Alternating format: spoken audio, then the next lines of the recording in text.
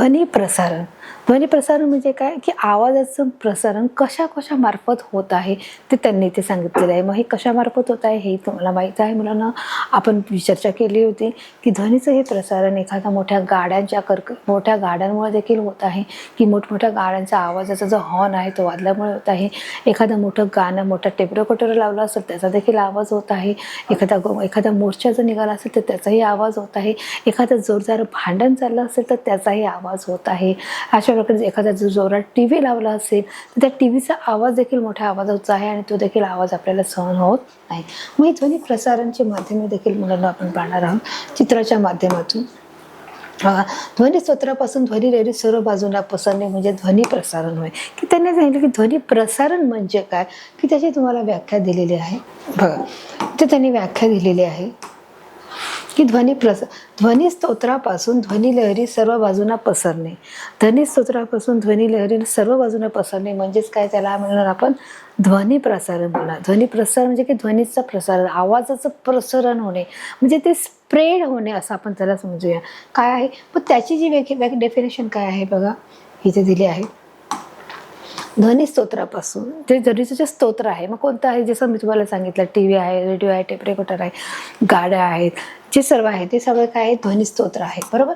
ध्वनी लहरी सर्व बाजूंना पसरणे, जे ध्वनी लहरी जे सर्व बाजूंना पसरवतात त्यांनाच काय म्हणणार जातात ध्वनी प्रसारण असे आपण त्यांना बोलले जात आहे. अशा प्रकारे हा ध्वनी प्रसारणाची चित्र देखील तुम्हाला पाठीमागे दिलेले आहे.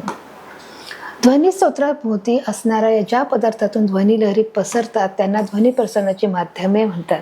माध्यमे म्हणजे काय, आपण बोलू शकतो ना मीडियम, की कोणत्या मार्फत असं आपण बोलू शकतो. माध्यमे म्हणजे काय, सॉरी प्रसारणाची माध्यमे म्हणजे कोणत्या जरेने किंवा कोणत्या मार्फत आपण बोलू शकतो. ध्वनी स्तोत्राभोवती असणाऱ्या ज्या पदार्थातून ध्वनी लहरी पसरतात म्हणजे काय सांगितले त्यांनी, ज्या पदार्थापासून ध्वनी लहरी पसरतात त्यांना ध्वनी प्रसारणाची माध्यमे बोलली जाते. बघा तो काय करत आहे, ऐकण्याचा प्रयत्न करत आहे. जसं आपण बघा एखादी रेल्वे गाडी येत आहे, मग रुळावर आपण कान ठेवले तर आपल्याला आवाज येतो की बाबा गाडी येत आहे. एखादं फ्लूट आहे ते आपण वाजवताना आपण त्याच्यावर बोट ठेवलं ज्या होलावर तर त्याच्यातून आपल्याला हवा दिसत असते की हवा जाणवते की आपण याच्यातून हवा आहे म्हणून. तर अशा प्रकारे बघा ध्वनी प्रसारणाचे जे माध्यम आहे ते ज्या पदार्थातून ध्वनी निघतो ते काय ध्वनी प्रसारणाचं माध्यम आहे. ध्वनी लहरीचे प्रसारण वेगवेगळ्या माध्यमातून म्हणजे मीडियम वेगवेगळ्या वेगाने होत असते. बरोबर आहे. ध्वनी प्रसारणाचे जे माध्यम आहे ते वेगवेगळ्या प्रसारणे होत असतं. म्हणजे काहीचा कमी स्पीड असेल, काहीचा जास्त स्पीड असेल, काही कमी आवाजात बोलत असेल, काही जास्त आवाजात बोलत असेल, काही कर्कश आवाजात बोलत असेल, काही सॉफ्ट आवाजामध्ये. म्हणजे याचं जे स्पीड आहे ध्वनी लहरीचा तो कसा आहे, कमी किंवा जास्त देखील असू शकतो. तर त्यामुळे जेव्हा कमी ऐकायला येतं तेव्हा आपल्याला लक्ष देऊन कान लावून ऐकणं गरजेचं आहे. किंवा आपण त्या गोष्टीकडे परिपूर्ण अटेन्शन देतो, लक्ष देतो की मला समोरची व्यक्ती काय बोलत आहे. हे जर नॉर्मली बसल्यावर आपल्याला कळत नसेल तेव्हा आपण अधिक जेव्हा लक्ष देत असतो. बघा इथे चित्राच्या माध्यमातून तुम्ही पाहू शकता की कशा प्रकारे तिथे अधिक लक्ष त्यांनी दिलं आहे की त्याला ऐकायचं आहे पण तो अटेन्शन देत आहे. ध्वनी प्रसारण म्हणजे इथं काय दिलं आहे, प्रॉस्पिरेशन ऑफ साऊंड वायूपेक्षा द्रवातून व द्रवापेक्षा स्थायूतून अधिक वेगाने होत असते. जे ध्वनीचं जे प्रसारण आहे ते ध्वनी जो स्प्रेड होत आहे, जो आवाज आहे तो स्प्रेड जर व्हायचा असेल तर तो कशातून, वायूपेक्षा द्रवातून. आता आपण इथे बघा पाहिले आहे की म्हणजे पाण्याच्या 3 अवस्था पाहिलेल्या होत्या आपल्या 5वीच्या पुस्तकामध्ये. आपण 5वीत शिकलो स्थायू, द्रव, वायू या पदार्थाच्या 3 ज्या अवस्था आहेत. मग त्याच्यातून आपण पहिले सर्व अवस्थेतून स्थायू आणि वायू बघा इथे दिलं की वायूपेक्षा द्रवातून आणि द्रवापेक्षा स्थायूमध्ये अधिक वेगाने होत असते. मग अशा प्रकारे इथे त्यांनी 3 प्रकार इथे दाखवलेले आहेत. पदार्थाच्या किती अवस्था आहेत, 3 अवस्था आहेत. त्या 3 अवस्थेपैकी बघा इथे काय दिलं आहे, स्थायू, द्रव, वायू हे 3 अवस्था आपल्याला माहिती आहे. मग त्या काय सांगत आहे, ध्वनी प्रसारण म्हणजे जे आवाजाचं जे प्रसारण आहे किंवा ते जे स्प्रेड होत आहे ते कशातून होत आहे, वायूपेक्षा द्रवातून. वायू म्हणजे काय, गॅस आहे. मग वायूपेक्षा द्रवातून, द्रव म्हणजे काय, लिक्विड आहे. आणि लिक्विडपेक्षा द्रवापेक्षा स्थायू म्हणजे काय मला सॉलिड आहे.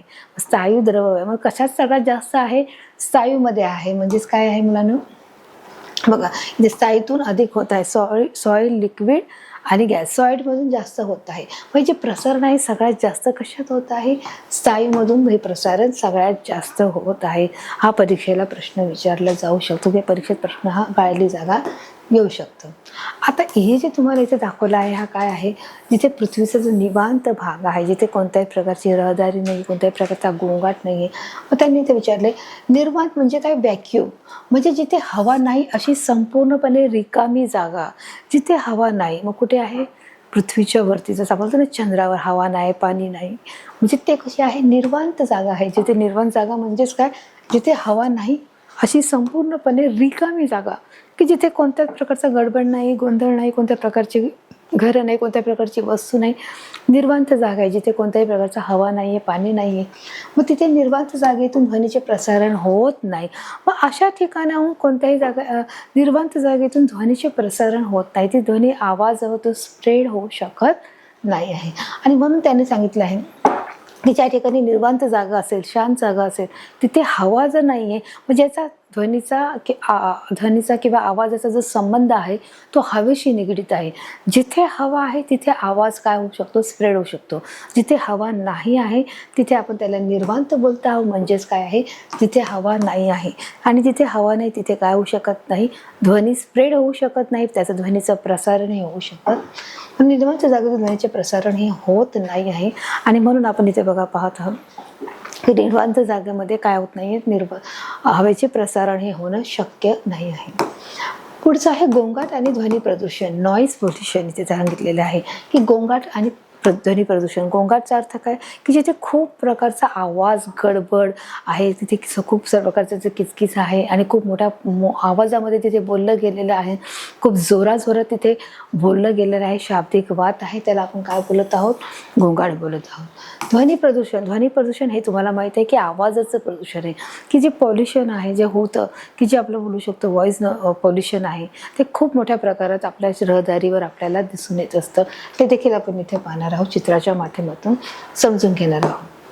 काही ध्वनी कानाला चांगले वाटतात, मात्र काही आवाज नकोसे वाटतात. जसं आपण पाहिलं की जे सुमधुर आवाज आहेत, जे सॉफ्ट आवाज आहेत ते आपल्या कानाला आवडतात, परंतु जे कर्कश आवाज आहेत ते आपल्या कानाला आवडत नाही. आणि म्हणून ते आपण काय करतो? ते ऐकणं अवॉइड करतो, ते आपण टाळत असतो.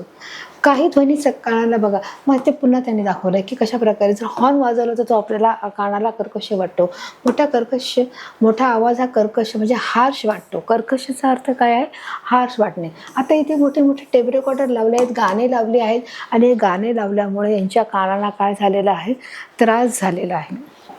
आणि हा त्रास झाल्यामुळे काय झालं? त्यांच्या आवाजाला हार्श झाला आहे, कठीण झाला आहे, कडक झाला. हार्श म्हणजे काय नाही? कर्कश म्हणजे काय? हार्श. कठीणपणा, कठोरपणा आपण त्याला बोलू शकतो. तो कसा आहे? हार्श आहे. हार्श हा काय आहे? एक गुण आहे बोलू शकतो. मोठा आवाज हा कसा आहे? कर्कश वाटत आहे, आणि त्याच्यामुळे त्यांनी त्यांच्या कानांना हात ठेवलेला आहे. अशा आवाजामुळे गोंगाट निर्माण होतो. आणि जो असा जेव्हा आवाज असतो त्यावेळेस गोंगाट निर्माण होतो. आपल्याला समोरची व्यक्ती काय बोलते हे आपल्याला ऐकायला येत नाही, आणि तो आपल्याला काय बोलत आहे हे आपल्याला देखील ऐकायला येत नाही आहे. आणि म्हणून अशा वेळेस तिथे खूप सारा गोंगाट असतो, आणि या गोंगाटामुळे आपल्या कानांना बऱ्याच प्रकारच्या इजा देखील होऊ शकतात. आपलं मानसिक स्वास्थ्य आहे देखील बिघडण्याची शक्यता आहे, त्याचप्रमाणे शारीरिक स्वास्थ्य देखील बिघडण्याची ही शक्यता असल्यामुळे आपल्या आवाज आपण अवॉइड करणं गरजेचं आहे.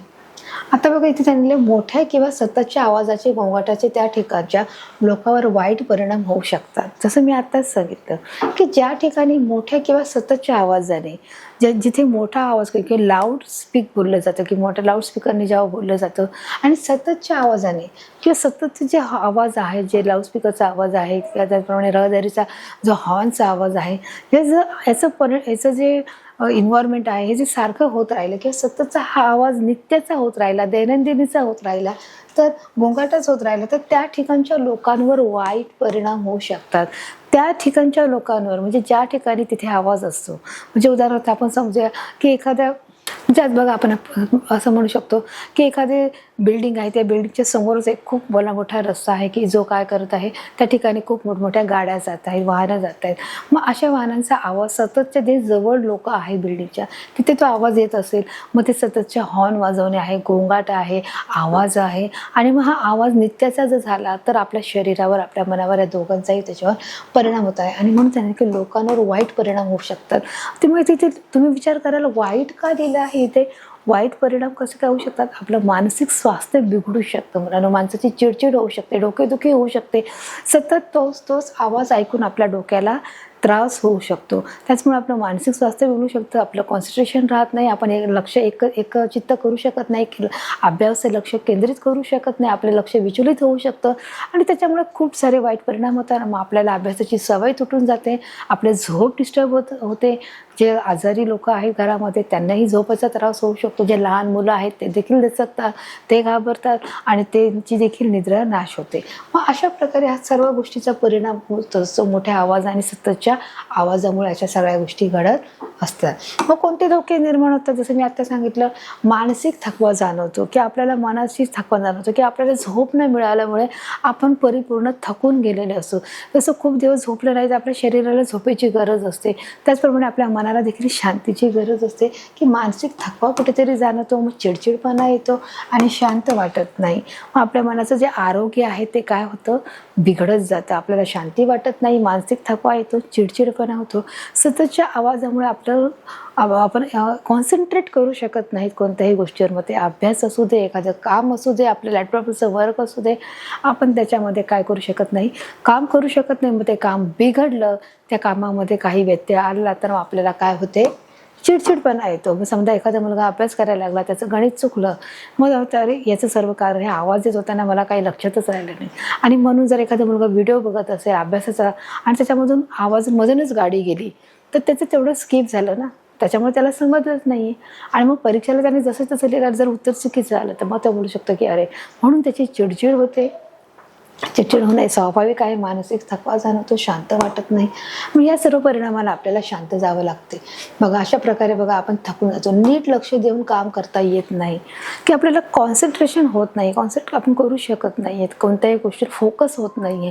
का तर सततचा जो आवाज आहे त्या आवाजामुळे आपण काय करत नाही, फोकस करू शकत नाही, नीट लक्ष देत नाही आणि कामही आपल्याला नीट करता येत नाही. आणि म्हणून आपण काय करत आहोत मुलांनो, या गोष्टी आवाजापासून जास्त आवाजापासून आपण दूर राहणं गरजेचं आहे.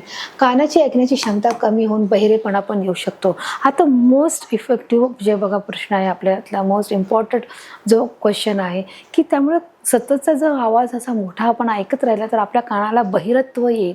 म्हणजेच काय आपण की आपल्या कानाची ऐकण्याची जी क्षमता आहे ती फार कमी होऊ शकते. आपल्याला समोरची व्यक्ती काय बोलते ऐकत नाही, कारण ज्या वेळेस मोठ्या आवाजात बोललं जातं किंवा मोठा आवाज सतत कानावर पडतो तेव्हा आपल्या कानातल्या ज्या नसा आहेत त्या कमकुवत होत जातात किंवा परिणामी त्या मोठ्या आवाजामुळे त्या नसा कमजोर पडतात आणि त्याच्यामुळे देखील आपल्याला ऐकू येत नाही. आणि मग ते ऐकू न आल्यामुळे आपल्याला ऐकण्याची मशीन घ्यावी लागते. ती अशा प्रकारची असते की जिथे आपण काय केलं जातं, कानामध्ये ती मशीन लावून त्याचं जे बटन असतं ते मागे असतं, आवाज कमी जास्त क्लिअर करण्याचं, त्यानुसार आपल्याला ते ॲडजस्ट करावं लागतं. आणि मग याच्यावर देखील उपाय आहे की जर ज्या व्यक्तींना ऐकायला येत नाही तर त्याच्यासाठी देखील कानाची मशीन असते, त्या मशीनच्या माध्यमातून ते व्यक्ती ऐकू शकतात. आणि अशा प्रकारची इयररिंग्स त्याला बोलतात, काय बोलतात, इयररिंग त्याला बोलतात. त्या इयररिंगमधून आपण काय करू शकतो, ऐकू शकतो आणि आपल्या बहिरेपणाची समस्या आपण सोडू शकतो. परंतु कदाचित आपण ही आपल्याला वेळ येऊ न जाण्यासाठी किंवा हे इयररिंग्स न वापरणं हे आपलं बेटर आहे. आपल्याला नैसर्गिकरित्या जितकं ऐकायला येत आहे ते चांगलं आहे सगळ्यांसाठी. मग अशा प्रकारचे बघा पाहत आहोत, सभोवताच्या सततच्या गोंगाटामुळे होणाऱ्या वाईट परिणामाला आपण ध्वनी प्रदूषण म्हणत आहोत.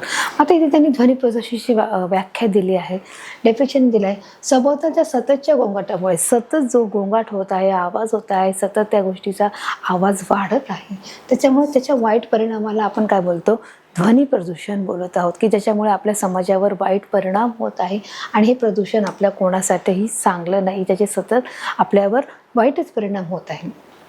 मग हे अशा प्रकारचे परिणाम तुम्ही पाहू शकता. ध्वनी प्रदूषण म्हणजे ऐकण्यास त्रासदायक असणारा ध्वनी होय.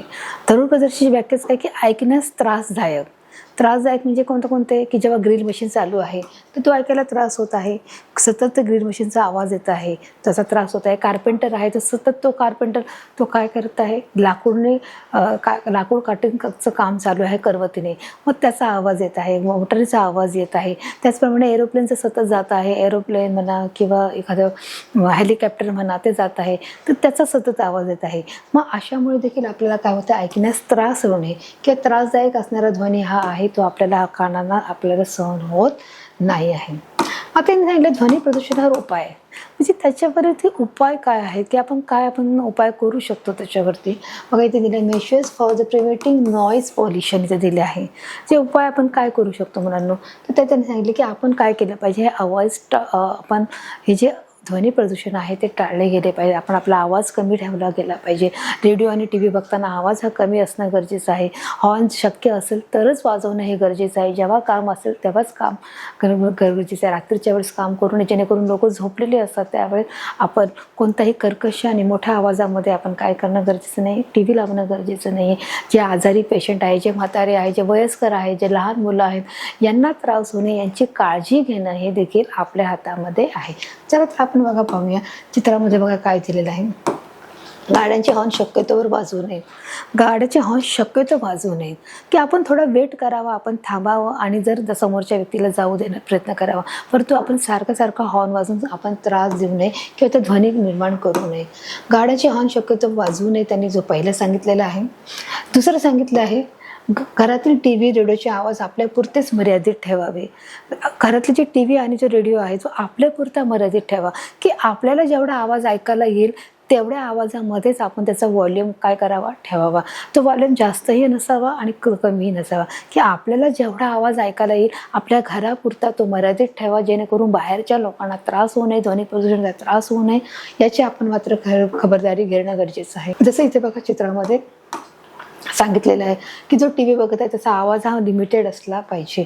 वाहनाचे अनावश्यक आवाज कमी करण्यासाठी त्याची नियमित देखभाल केली पाहिजे. की जे आवाज मोठमोठे होत आहेत, बघा तिथे गेला आहे, जे आवाज मोठमोठे होत आहे त्या आवाजाच्या मागे अजून काहीतरी मेकॅनिकल प्रॉब्लेम असू शकतो का, इंजिनमध्ये बिघाड झाला असेल का, की अजून कोणती गोष्ट वायर ती खराब झाली आहे का, याची वेळोवेळी तपासणी करणं आणि त्याची देखभाल करणे हे देखील नियमितपणे गरज आहे आपली. म्हणून काय केलं पाहिजे की आपण वाहनाचे अनावश्यक जो आवाज आहे तो कमी होण्यासाठी आपण पुन्हा त्याला मेकॅनिक सर्व्हिसकडे दिलं पाहिजे आणि त्यांना दाखवून पुन्हा ती गाडी व्यवस्थित करणं हे देखील आपली जबाबदारी आहे. वाहनातून धूर का जास्त येत आहे ते देखील बघणं गरजेचं आहे. ते चौथं आहे कारखाने, विमानतळ, रेल्वे, बस स्थानके ही मानवी वस्तीपासून योग्य अंतरावर दूर असावी. बघा मानवी वस्तीपासून दूर असावी. काय काय दूर असलं पाहिजे, कारखाने, विमानतळ, रेल्वे आणि बस स्थानके. मग ही काय आहेत की कारखाने आहेत, कारखान्यातून खूप प्रचंड प्रमाणात धूर निघतो, म्हणून ती माणसाच्या वस्तीपासून दूर असणं गरजेचं आहे. विमानतळामध्ये देखील खूप मोठा रनवे असतो, तिथून सतत विमानं जात असतात, त्याच्यापासून देखील ते धोका आहे, म्हणून ते देखील विमानं दूर असली पाहिजेत.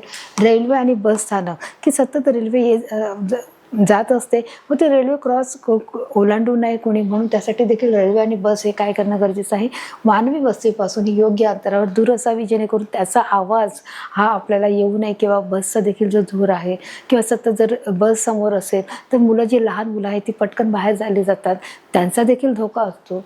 आणि म्हणून अशा प्रकारे रेल्वे आणि बस स्थानक ही शक्यतो मानवी वस्तीपासून योग्य अंतरावर असणं हे गरजेचं आहे. या चित्रामध्ये आपण अशा प्रकारे पाहू शकतो.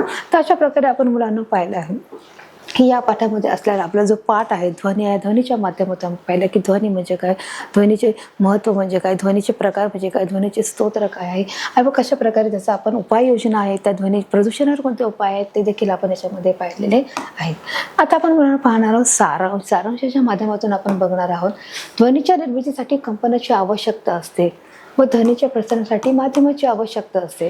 बघा ध्वनीच्या निर्मितीसाठी कंपनाची गरज आहे, तर प्रसारणासाठी माध्यमाची आवश्यकता असते. हे देखील आपण या पाठामध्ये आपण शिकलेलो आहोत. त्याचप्रमाणे आपण पाहिलं ध्वनीचे प्रसारण हे स्थायी द्रव किंवा वायू या माध्यमातून होते व नकोशा वाटणाऱ्या अनियमित व मोठ्या आवाजास गोंगाट म्हणतात. ध्वनीचं प्रसारण जे आहे ते स्थायी द्रव वायू या माध्यमातून होत असतं, म्हणजे लिक्विड, सॉलिड आणि गॅस. आपण शिकलो ना पाण्याच्या 3 अवस्था, त्याच्यातून होत असतं. परंतु नकोशा वाटणाऱ्या अनियमित व मोठ्या आवाजास, नकोशा वाटणारा जो आवाज आहे, जो अनियमित आवाज आहे त्याला आपण काय म्हणत आहोत, गोंगाट असे म्हणत आहोत. आपलं तिसरं आहे सततच्या गोंगाटामुळे ध्वनी प्रदूषण होत असते. जेव्हा सतत रोज आणि रोज जेव्हा गोंगाट होत असतो तेव्हा काय होतं, ध्वनी प्रदूषण होतं. ध्वनी प्रदूषणाच्या आपल्या स्वास्थ्यावर वाईट परिणाम होतात, की जर सतत जर त्या ध्वनी प्रदूषण होत राहिलं तर आपल्या स्वास्थ्यावर, आपल्या शरीरावर त्याचा वाईट परिणाम होतो. ते देखील आपण चित्राच्या माध्यमातून पाहिलेलं आहे. सततच्या गोंगाटाने शांती नष्ट होते, मानसिकता थकवा येतो, बहिरेपणा देखील येऊ शकतो, की आपला स्वभाव चिडचिडा होऊ शकतो, आपल्याला मानसिक शांतता मिळत नाही आहे, आपण मानसिक जे थकवा आपल्याला जाणवतो, आपल्याला झोप लागते आणि आपलं कॉन्सन्ट्रेशन होत नाही आहे, की आपण कोणत्या गोष्टीवर एकचित्त ठेवू शकत नाही. मग हे सर्व जे परिणाम आहेत ते आपल्या शरीरावरती आपल्यावरती येऊ शकतात मानसिकदृष्ट्या. हे देखील आपण या चित्राच्या माध्यमातून पाहिलेलं आहे. आपलं पुढचं आहे वाहतूक म्हणजे रहदारी, उद्योग क्षेत्र अशा ठिकाणी सर्वात जास्त ध्वनी प्रदूषण हे होत असते. की सगळ्यात जास्त प्रदूषण कुठे होत असते की वाहतूक आणि रहदारी. साहजिकच आहे की जिथे वाहतूक आहे, रहदारी आहे, त्या ठिकाणी काय होणार आहे, ज्या 100 गाड्या जाणार आहेत, हजारो गाड्या येणार आहेत, जाणार आहेत, मग त्यावेळेस काय आहे, ध्वनी प्रदूषण होत आहे. मग रिक्षा आहे, टॅक्सी आहे, बस आहे, ट्रक आहे, लॉरी आहे, मग याच्यातून काय होत आहे, सारखे आवाज येत असतात आणि त्याच्यातून निघणारा जो धूर आहे तो देखील काय आहे, आपल्याला पोल्युशन करत आहे.